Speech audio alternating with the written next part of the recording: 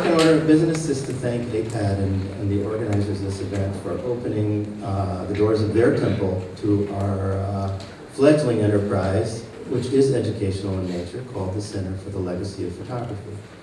And the kinds of the subtitle of this panel is why process and print quality, and to that I would add print condition, matter in judging a masterpiece. That's what the Center for the Legacy of Photography is about, those elements of judging a masterwork that relate to technique, that relate to print quality, that relate to condition. You heard bits and pieces of those things in all of our distinguished panels' discussion of their masterpieces, and that's what it's about. And we thank AIPAD for allowing us to be here and launch that enterprise in this wonderful event. Okay.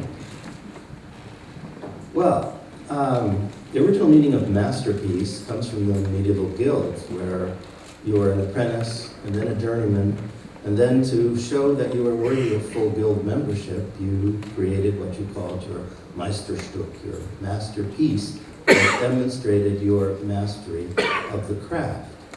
And what you are looking at here is a photographic masterpiece from the point of view of craft and technique. It's a carbon print, very difficult to work, rather rare and unusual photographic print technique, the carbon print. This is 100 years old. It's a reproduction of a painting. I don't know if it's a particular famous painting. It's an interesting painting. And seeing it on the screen doesn't do it justice, but if you hold this object in your hands, what you're holding is really a chain of superb performances by anonymous craftsmen. 100 years ago, they did not have panchromatic film. They had to work with difficult lighting situations. Everybody knows copy photography is one of the hardest kinds. Making the negative was a feat. Making the beautiful print, which is fully toned, it has every range of tone, lovely surface, is absolutely perfect in its execution on this carbon print process. Wow, that's something. Is this a photographic masterpiece? Yes, in the technical sense. The other point about this is this is a photograph which you can see in the hall, several different versions of it. This is one that's in the East Mouse collection that is not normally seen by the public. This is a salted paper print made in the 1840s by the Scottish photographers Hill and Adamson. And you can see very beautiful prints from this in the hall. This is one where condition has robbed it of its life.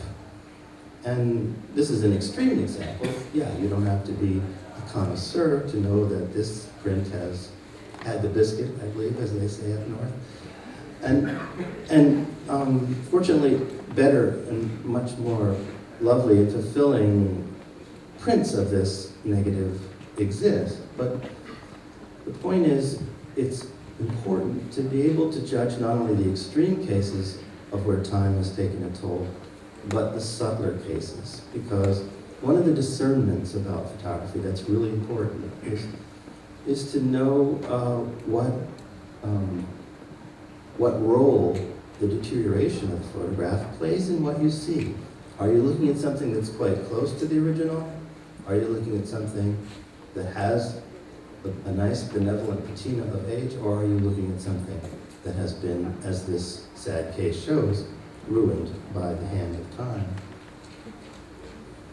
The other element of what makes a photograph a masterpiece, this is a photographic masterpiece in the sense that this is a truly iconic photograph. This is one of the maybe 10 photographs that everyone would recognize and has seen and maybe felt.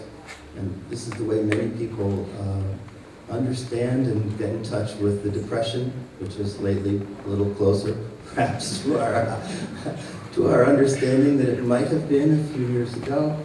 And this is, of course, Dorothea Lange's Migrant Mother. And what is this print, though, of Migrant Mother? Is this a print that you could walk in that hall, by the way, and buy photographic masterpieces for hundreds of thousands of dollars? This particular print, which was struck from the original negative, was sold by the Library of Congress up until maybe 20 years ago for $8. And is it any less a masterpiece? And if you should come into the possession of this print, would you be able to make the discernment that it is a modern print made by the very capable photographers in the Library of Congress from the original nitrate negative? Or would you be fooled to say this is the vintage print? What exactly does constitute those kinds of discernments between the vintage print and the modern print? This is part of connoisseurship and part of judging a masterpiece as well. When we get into the discussion here, all these things, I've tried to sort of define a photographic masterpiece by the negative. In the end, I believe that photographic masterpiece is in the eye of the beholder, although provenance and rarity, the consensus about it that develops, those all matter too. But in the end, it's in the eye of the beholder. And that line from Leonard Cohen comes to mind. The maestro says it's Mozart, but it sounds like bubble gum.